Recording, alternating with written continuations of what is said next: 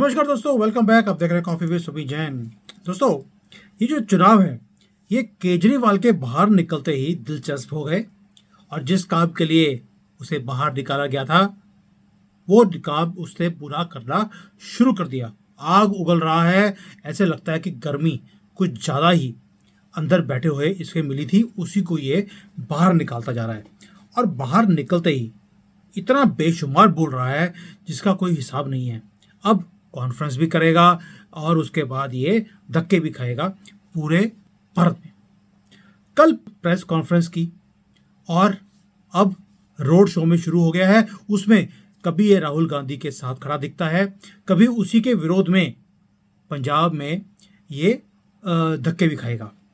क्या सियासत हो रही है भारत में, मुझे तो देख देख के हैरानी हो रही है। और ये करेगा क्या बाहर आकर, किसकी उसके ऊपर बरसेगा, ये पता ही नहीं चलता कि कब किसी के साथ है, कब किसी के साथ नहीं है।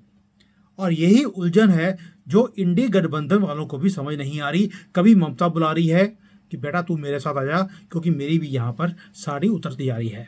कभी अखिलेश बुला रहा है, कभी तेजस्वी बुला रहा है, कभी राहुल बोलता है यार मेरी तो टाटा फिश है, तुम ही मेरे साथ आओ। मैं कि किंग पिन बन चुका है केजरीवाल। इसने बाहर निकलते ही सबको जीरो कर दिया। और केजरीवाल के बाहर आने से जो ये सारे लगे हुए थे वोट लेने के लिए, ये समझ नहीं आ रहा कि आम आदमी पार्टी को कितनी मिलेंगी, कांग्रेस को कितनी मिलेंगी, इसके आने से फायदा किसको होगा, नुकसान किसको होगा, ये पता ही नहीं चल रहा। अब वोटरों को भी ना तो नेताओं के भाषण से कोई फर्क पड़ता है और ना ही घोषणा पत्रों से, ना ही किसी के अंदर जाने से या बाहर आने से। मतदाता, मुझे इस बार जो मैं देख रहा हूं, इतना पक चुका है कि उसे किसको वोट देना है वो ऑलरेडी फिक्स कर चुका है और वो उसी को जाकर वोट देगा। किसी के भाषण का किसी के बाहर निकलने से कोई फर्क ही नहीं पड़ रहा। और केजरीवाल बाहर आकर बीजेपी को, मोदी को गालियां देगा, ये तो हमें सबको पता था, लेकिन वो राहुल को भी रास्ता दिखा देगा। ये सबसे अजीब बात हो रही है। इसकी बीवी तो मंच के ऊपर इकट्ठे खड़ी थी सोनिया गांधी के साथ, और ये बाहर आकर किसी को छोड़ नहीं रहा। शायद इसीलिए पंजाब में जो है घमासान युद्ध चल रहा है। कांग्रेस और आम आदमी पार्टी एक दूसरे के खिलाफ लड़ रहे हैं। वहां पर कोई भी इनका गठबंधन नहीं है। वैसे ही जैसे ममता कांग्रेस के साथ लड़ रही है, वहां भी कांग्रेस के साथ तो कोई भी गठबंधन करने को तैयार ही नहीं है। दोस्तों, दरअसल क्या हो रहा है कि केजरीवाल राजनीति के ऐसे काले नाग हैं जिनका जन्म कांग्रेस के भ्रष्टाचार के खिलाफ लड़ते लड़ते हुआ था। और इस लड़ाई में देश का तमाम जो युवा था, जो बुद्धिजीवी लोग थे, जो देश में परिवर्तन चाहते थे, इसके साथ आकर खड़े हो गए, क्योंकि उन्हें लगता था कि केजरीवाल ही एक ऐसा सुधारक आदमी है जो इस देश को बदलने आया है। युवा वर्ग अपनी अच्छी अच्छी नौकरियां छोड़कर इसके भ्रष्टाचार विरोधी अभियान में शामिल हो गए। अन्ना भी यही आस लेकर केजरीवाल के साथ जुड़े थे और मंच पर आ गए। ये अन्ना हजारे को समझ ही नहीं आया कि केजरीवाल ने उसे कितना बड़ा बेवकूफ़ बनाया है। अब तो बाहर खुलासा ये भी हो गया है कि केजरीवाल अन्ना को लेकर आए थे, अन्ना केजरीवाल को नहीं लेकर आए थे, क्योंकि केजरीवाल की रुचि सत्ता में थी। केजरीवाल को मालूम था कि अगर कोई टोपी वाला, गांधी दिखने वाला आदमी आएगा तो तूल मिलेगी इस पूरे आंदोलन को। और वही हुआ। जो भ्रष्टाचार विरोधी मुहिम थी उसने आग पकड़ ली। एक एक कर सबको छोड़कर केजरीवाल ने क्या किया, सत्ता के जो चरम सीमा पे पहुंच गया और भ्रष्टाचार के आरोप में, आप कहिए कहां से शुरू हुआ था, भ्रष्टाचार के विरोध में खड़ा हुआ था, अब भ्रष्टाचार के आरोप में तिहाड़ पहुंच गया। और उसके बाद उसी भ्रष्टाचार के पैसों से बाहर भी निकल गया हमारे करप्ट जजेस को पैसे देकर। अब आप देखिए, जब ये तिहाड़ पहुंचा उससे पहले क्या हुआ, इसके साथ मुहिम में जो लोग इसके साथ जुड़े थे वो एक एक करके इसके साथ छोड़ दिया उन्होंने, और जो इसके साथ रहे थे वो भी जेल के अंदर बैठे हुए हैं। आप सोच के देखिए क्या मुहिम थी इसकी। और कहां से शुरू हुआ था कहां पहुंच गया। अब जिनके अगेंस्ट ये आग उगल रहा था पहले, अब उन्हीं के साथ मंच पे खड़ा भी है और उनके खिलाफ आग उगल भी रहा है।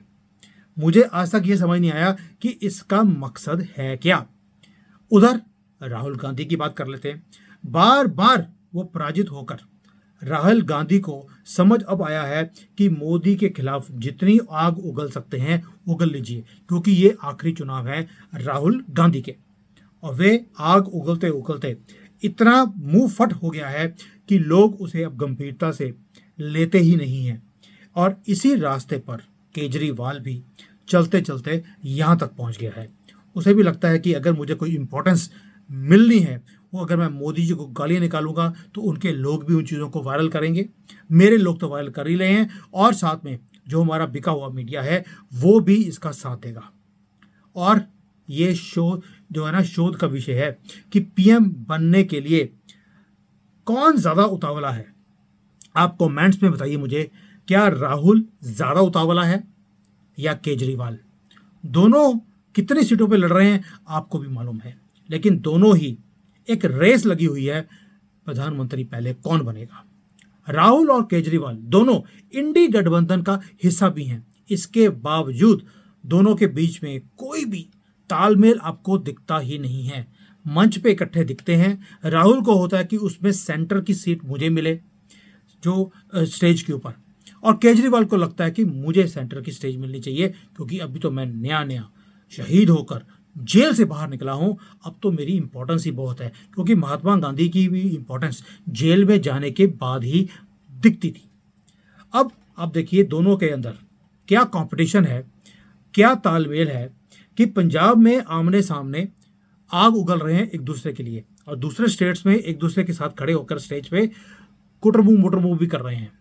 केजरीवाल को मुझे आज तक ये समझ नहीं आया कि कोर्ट ने छोड़ा ही क्यों था। भाई उसे आरोप मुक्त नहीं किया है आपने, हमारे करप्ट नॉन जजेस। आपने सिर्फ अंतरम बेल दी थी और इसे बोला था कि तुमने बाहर आकर केस के बारे में कुछ नहीं बोलना है। और ये अब क्या बोल रहा है, आप इतनी हमें वोटें दो इस इलेक्शंस में कि मैं 3 तारीख को मुझे जेल जाने की ज़रूरत ही ना पड़े। यानी कि इसके दिमाग में ऑलरेडी षड्यंत्र है कि दोबारा से ये जेल में कैसे ना जाए। और इसीलिए ये इतनी आग उगल रहा है कि भाई अगर ये आग अब उगलेगा तो उसके बाद ये क्या बोलेगा, देखिए हमारे पास इतनी सीटें आ गई, भाई पहले 1 थी लोकसभा में, अभी 2 आ गई हैं, 100% की इंक्रीज है। मोदी मेरे से इतना ज़्यादा डर गए हैं कि मुझे जेल डाल दिया। और केजरीवाल को भी मालूम है कि 2 तारीख को उसे कोई बचा नहीं सकता। उसकी तैयारी उसने अभी से शुरू कर दी है। यानी कि उसको जिस काम के लिए छोड़ा था राहुल गांधी के साथ मिलकर मोदी जी के ऊपर तंज कसना, आग उगलना, वही काम वो कर रहा है। अब चुनाव लड़े और प्रचार भी करे, ये काम भी करना है। मोदी जी के खिलाफ आग उगलनी है, वो भी करना है। इंडी गठबंधन को और मजबूत करना है, वो भी कर रहा है या कोशिश कर रहा है। और जो कोर्ट है उन्होंने पहले भी अपने अधिकार, अपने सारे संविधान, अपने सारे रूल्स को तोड़कर इस धूर्त को बाहर निकाला, सिर्फ इसलिए कि कहीं मोदी जी 400 पार करके कॉलेजियम सिस्टम को खत्म न कर दें। और इसे क्या बोला था, तुमने सिर्फ चुनाव प्रचार तुम कर सकते हो, ज्ञान बांटने के लिए इसे बाहर नहीं निकाला गया था। और ये बाहर निकलते ही ज्ञान बांटने का काम इसने शुरू कर दिया, और इसे लगता है कि प्रधानमंत्री की कुर्सी पे अब यही बैठेगा। यानी कि राहुल गांधी को ऐसे कैरम बोर्ड की डिक्की की तरह इसने उठा के बाहर फेंक दिया है।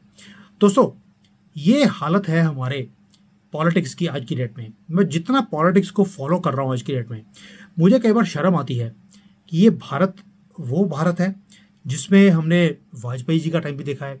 1 सीट या 1 मंत्री कम होने के कारण उन्होंने अपनी गवर्नमेंट को घेरना स्वीकार किया, लेकिन झुके नहीं, किसी को परचेज नहीं किया।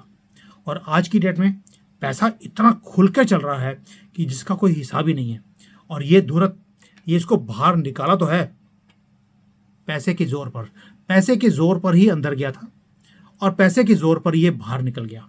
और जो बाकी भी बेल पर फिर रहे हैं वो भी सारे पैसे के बेसिस के ऊपर ही बाहर फिर रहे हैं। उनको तो डेट भी देते नहीं हैं। अरे भैया, आपके मेरे को केसेस चले जाए ना कोर्ट में, कोई सुनवाई भी करेगा नहीं। क्यों? वो बोलते हैं लोअर कोर्ट में जाओ, और लोअर कोर्ट में केस चलता हुआ ये सुप्रीम कोर्ट वाले बोलते हैं केस हमारे पास पहुंचो, यानी कि लोअर कोर्ट हो हायर कोर्ट हो, हमें ज़रूरत ही नहीं है, सारे केस सुप्रीम कोर्ट के पास पहुंचा देने चाहिए हमारे लोअर और हाई कोर्ट्स को। और इनके पास तो टाइम ही इतना है कि आज आप फाइल करो, 2 घंटे बाद सुनवाई शुरू हो जाती है और 3-4 दिनों के बाद जजमेंट भी आ जाता है। दोस्तों, इतना हमारा सक्षम हो चुका है सुप्रीम कोर्ट। तो जिस काम के लिए सुप्रीम कोर्ट को हमने रखा था कि केसेस जाएं और ऐसे सारे फैसले हो जाएं, वो काम भी सुप्रीम कोर्ट ने करना शुरू कर दिया। केजरीवाल को जिस काम के लिए बाहर निकाला गया था, वो काम भी उसने बहुत खूबसूरती से करना शुरू कर दिया। पहला काम, मोदी जी को गाली निकालना, सारे इंडी गठबंधन को इकट्ठा करना, जो राहुल गांधी अभी तक नहीं कर पाया था। और तीसरा, जो जिसके साथ खड़े होकर ये आंदोलन करना था, यानी कि राहुल गांधी के साथ, उसी के पैर में पैर अड़का कर उसे नीचे फेंक दिया और सारी सेंटर स्टेज खुद ले गया। उधर राहुल गांधी मोदी जी को ललकार रहा है कि बेटा, मोदी जी को बोल रहा है बेटा मेरे साथ डिबेट कर। आप सोच के देखिए, शेर का डिबेट गधे के साथ, क्या डिबेट होगी। इसके ऊपर मैं डिटेल में एक वीडियो और बनाऊंगा आपके लिए, ताकि आपको भी पता लगे कि देश में हो क्या रहा है, और ये गधा शेर के सामने जब खड़ा होगा तो शेर उसका हाल क्या करेगा। इसके ऊपर मैं थोड़ी डिटेल में वीडियो बनाऊंगा, ताकि जो चीज़ें आपको ना पता लगे, मैं उसमें ये भी क्लियर करूंगा आपको कि राहुल गांधी वहां पर कौन से क्वेश्चन पूछेंगे और मोदी जी उसके आंसर क्या देंगे। इसको थोड़ा सा एंजॉय करना तो बनता ही है। चलिए दोस्तों, अब देखते हैं। अभी तो सिर्फ 4 या 3 फेज रह गए हैं, 4 हो चुके हैं। 4 के बीच में जो हमारी ग्राउंड रिपोर्ट है वो यही है कि मोदी जी डरे हुए हैं क्योंकि केजरीवाल बाहर निकल गया है।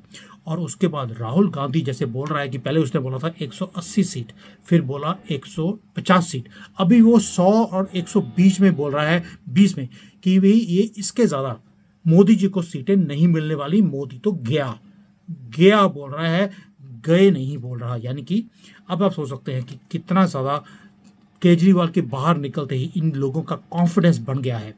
देखते हैं अगले 3 फेजेस में क्या होगा।